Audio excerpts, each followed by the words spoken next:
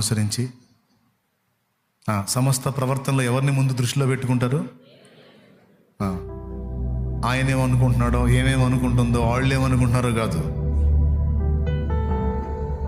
ఆయన ఏమనుకుంటున్నాడో అనేది కావాలి మనకి. వాళ్ళకి నచ్చామా వీళ్ళకి నచ్చామా కాదు, ఎవరికి నచ్చాలి? అది ఎవరు మెచ్చాలి మనల్ని, ఎవరు ముద్దాడాలి మనల్ని, దానికోసం పోరాడండి. దేవుడితో ఒక్కటే మాట చెప్పండి, నువ్వు ఆశీర్వదించినా ఆశీర్వదించకపోయినా నిన్ను ప్రేమించడం మానుకోను. నీలోనే నా ఆనందం ఉంది ప్రభువా. నువ్వు ఆశీర్వదిస్తావు, డౌట్ లేదు. నువ్వు ఆశీర్వదించకపోయినా పర్వాలేదు, నేను ప్రేమిస్తాను. నేను నీ సంతోషాన్ని